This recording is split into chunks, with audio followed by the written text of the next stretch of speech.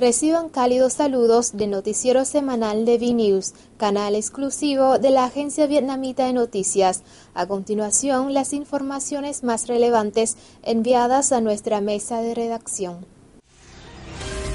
El Comité Central del Partido Comunista de Vietnam concluyó en sexto pleno de su 11º mandato tras 15 días de deliberaciones. La vicepresidenta Nguyễn Thị Doan participó en la 14ª Cumbre de Francofonía, celebrada en Kinshasa, Congo. La Unión Europea incluyó la salsa de pescado Phu Quoc de Vietnam en la lista de los productos protegidos en el viejo continente. El gobierno de la ciudad francesa Villers-le-Buisson selló en la casa 17 de la calle Cambaceres la placa de reconocimiento de patrimonio histórico para honrar a negociaciones sobre paz en Vietnam en los años 70.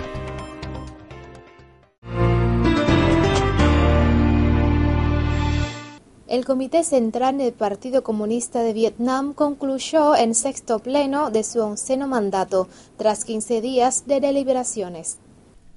Los miembros del Comité Central mostraron alta responsabilidad y un espíritu democrático al aportar profundas ideas a los informes y proyectos. Analizaron las orientaciones socioeconómicas, educativas, científico-tecnológicas, de construcción del partido y del restablecimiento del Departamento de Economía del Comité Central. Por vez primera, atendieron las sesiones de comparecencia en un ambiente democrático, franco y constructivo en el Comité Central, integrado por 175 miembros. Al intervenir en la clausura, el secretario general Nguyễn Phú Trọng esclareció algunos asuntos y resumió los preponderantes resultados alcanzados en la cita. Acerca de la situación socioeconómica, la conferencia reconoció que a pesar de las numerosas dificultades y desafíos, el país logró ciertos avances en los primeros 9 meses del año. Reconocieron la presión inflacionaria y el gran reto de la inestabilidad de la macroeconomía. Para los próximos meses es necesario seguir consolidando la estabilidad de la economía nacional, garantizar la seguridad del sistema financiero y bancario, intensificar la lucha contra la corrupción y ajustar los gastos públicos. Las misiones estratégicas residen en renovar el modelo de desarrollo, reestructurar la economía y garantizar la estabilidad sociopolítica, creando una base más sólida para los tiempos venideros. El partido analizó y adoptó, por primera vez, una resolución acerca de la planificación impersonal para el Comité Central, en Buró Político y en Secretariado. La planificación de cuadros de nivel estratégico debe basarse en los requerimientos políticos y de construcción del partido y las tareas de la defensa de la patria. La elaboración y el despliegue de esta planificación deben ser dirigidos de forma consensuada por el Comité Central, el Buró Político y el Secretariado, a base de la democracia, justeza, transparencia y objetividad. Sobre el proceso de crítica y autocrítica del Buró Político y del Secretariado, el Comité Central valoró en alto grado sus preparativos y ejecución, así como la seriedad, responsabilidad y ejemplaridad de las altas entidades partidistas. Luego de 2 meses de preparación, el Buró Político y el Secretariado dedicaron 21 días para el trabajo de crítica y autocrítica divididos en 4 etapas. Reconocieron subsistentes debilidades y deficiencias en la construcción partidista, las degradaciones y otros fenómenos negativos entre ciertos cuadros del partido. El Buró Político acordó, por unanimidad, proponer al Comité Central imponer medida disciplinaria a su colectivo y a un miembro de la entidad. El Comité Central elogió la seriedad y la ejemplaridad del Buró Político y del Secretariado, así como la determinación de los dirigentes de consolidar sus filas al tiempo que aportó francas opiniones y críticas al respecto. Teniendo en cuenta el actual contexto nacional, el Comité Central decidió no adoptar sanción contra el colectivo del Buró Político ni a ningún integrante, solicitó al Buró Político adoptar medidas concretas para superar las faltas y prevenir la distorsión y sabotajes de las fuerzas hostiles. Tras reconocer su ineficiente prevención de los fallos, el Buró Político pidió disculpas a todo el partido y el pueblo y se comprometió a esforzarse al máximo para superar gradualmente los problemas. Fucha urgió a todos los militantes del partido a consolidar la unidad en sus filas para vencer dificultades y desafíos. Agradeció los valiosos aportes de todo el pueblo en las labores de construcción de su membresía. La vicepresidenta Nguyễn Thị Doan participó en la 14ª Cumbre de Francofonía, celebrada en Kinshasa, Congo. Durante su intervención en la cita, la subjefa del Estado vietnamita expresó el compromiso de Hanoi de redoblar esfuerzos para contribuir al desarrollo de la comunidad francófona. Enfatizó que Vietnam siempre cumple con sus obligaciones, participa activamente en todos los mecanismos de bloque y promueve la solidaridad entre sus integrantes. Elogió los esfuerzos por mejorar la posición internacional en bloque y urgió a intensificar la cooperación con los socios como la ONU, las Uniones de África y de Europa. En esta ocasión, los participantes aprobaron la Declaración de Kinshasa y las resoluciones de lucha contra la piratería en el Golfo de Guinea y las medidas de cooperación tripartitas. Al margen de la cita, Nguyễn Thị Doan se reunió con el secretario general de la Organización Francófona Internacional, Abdou Diouf, quien destacó los esfuerzos de Vietnam por generalizar la enseñanza del idioma francés. Se entrevistó también con el primer ministro de Djibouti, el canciller de Haití y el secretario de Estado de Rumania. El primer ministro Nguyễn Tấn Dũng recibió al ex premier británico Tony Blair durante su visita en el país. Durante la conversación, Tấn Dũng formuló votos porque el Reino Unido continúe ofreciendo la asistencia oficial para el desarrollo a Vietnam, especialmente en la infraestructura y prevención del cambio climático del país indochino.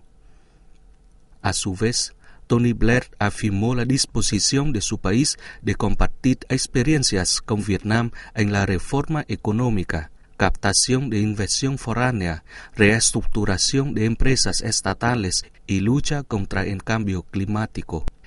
El visitante se comprometió a trabajar por estrechar los nexos de socioestratégicos entre ambas naciones.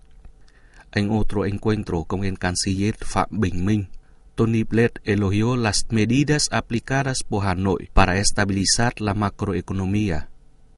También visitó la Academia de Relaciones Internacionales y se reunió con representantes de la prensa local.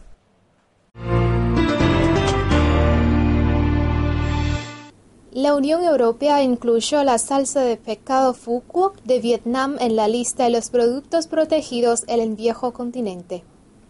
Dicho producto aparece en el registro de designaciones de origen de la UE. Se trata de un 10º producto de origen extracomunitario, aunque el bloque europeo otorga este estatuto de protección. Vietnam presentó la solicitud de este registro en 2009 a fin de evitar la falsificación de Phu Quoc en el mercado comunitario. La salsa, elaborada en la isla homónima de la provincia sureña de Kiên Giang, es el resultado de la lisis, hidrólisis y fermentación de pescado. Para su producción, calculada en unos 15 millones de litros al año, se utiliza solo el pez anchoa como materia prima. Entre los destinos de su venta están Estados Unidos, Asia y la UE. La Corporación Vietnamita de Industria de Carbones y Minerales, Vinacomín, planea producir este año 40 millones de toneladas de huyas. En los primeros 9 meses del año, se extrajo más de 33 millones de toneladas de carbón, entre ellas 9.500.000 para la importación. El país necesita este año 15 millones de toneladas de carbón para generar electricidad, demanda que ascenderá a 75 millones en 2030.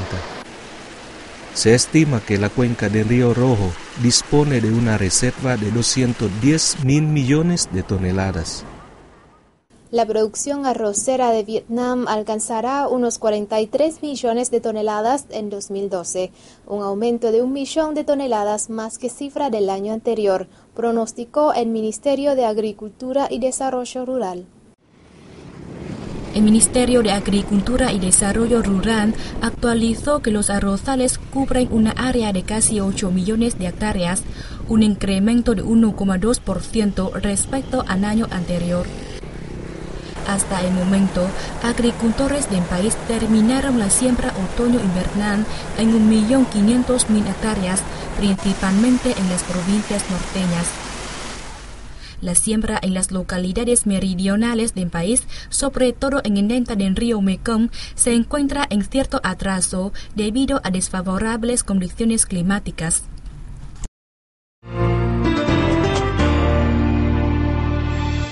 Médicos del Hospital Chợ Rẫy realizaron con éxito un trasplante de hígado. El donante y la paciente se encuentran en buen estado de salud. Se trata de la primera operación quirúrgica de ese tipo en Ciudad Ho Chi Minh entre un donante vivo y un receptor de mayor edad. Ambas personas operadas deben estar bajo cuarentena durante 2 semanas para evitar eventuales infecciones. El trasplante se llevó a cabo con la asistencia técnica de cirujanos del Hospital Surcoreano de Asan, especializado en ese tipo de operaciones. El primer trasplante hepático en Vietnam fue realizado en 2004. Hasta la fecha, se efectuaron otras 23 intervenciones exitosas. El gobierno de la ciudad francesa Verviers-le-Buisson, en el suburbio de París, selló en la casa 17 de su calle Cambaceres la placa de reconocimiento de patrimonio histórico para honrar a negociaciones sobre paz en Vietnam en los años 70. Del año 1968 a 1973, este lugar albergaba la misión diplomática del gobierno revolucionario provisional de Vietnam del Sur, encabezada por la entonces canciller Nguyen Thi Binh. Esta mujer desempeñó después el cargo de la vicepresidenta de la Nación Reunificada. Junto a delegados de la República Democrática de Vietnam, los representantes del gobierno revolucionario provisional realizaron aquí maratónicas negociaciones con Estados Unidos y su lacayo llamado el Gobierno de la República de Vietnam. Se buscaba una solución pacífica para la guerra en el país indochino. El Acuerdo de Paz de París, firmado en enero de 1973, puso fin a la intervención militar estadounidense en Vietnam y creó sólidas bases para la victoria final de las fuerzas revolucionarias en abril de 1975, en sintonía con éxitos militares en diversos frentes del país. Este documento marcó el épico triunfo de un pueblo del tercer mundo sobre la primera superpotencia mundial. En la inauguración de este centro histórico, el primer vicealcalde regional, Thomas Joly, expresó el honor de la ciudad Verviers-le-Buisson de contribuir a la lucha libertadora del pueblo vietnamita. Por su parte, el consejero político de la Embajada de Vietnam en Francia, Dinh Tuan Thanh, calificó el hecho de significativo para las relaciones amistosas Hanoi-París. Elogió el apoyo de las fuerzas progresistas en el mundo, entre ellos el pueblo de Verviers-le-Buisson, a la causa revolucionaria vietnamita. Los hanoyenses amantes de la música acústica disfrutaron del tercer Festival de Instrumentos Musicales de Percusión, organizado por el Instituto Alemán de Goethe. El festejo artístico contó con la participación de 31 músicos de Alemania, Bélgica, Canadá, Francia, Mongolia, Myanmar, Surcorea, Tailandia y Vietnam. En el evento de 2 días incluyó obras creadas de forma espontánea. Este espacio musical combina corrientes clásicas y modernas, europeas y asiáticas, así como los instrumentos de percusión y presentaciones visuales. Otros espectáculos del festival tendrán lugar en Ciudad Ho Chi Minh y Bangkok. La música acústica cerró nuestro noticiero semanal. Gracias por su amable atención y hasta la vista.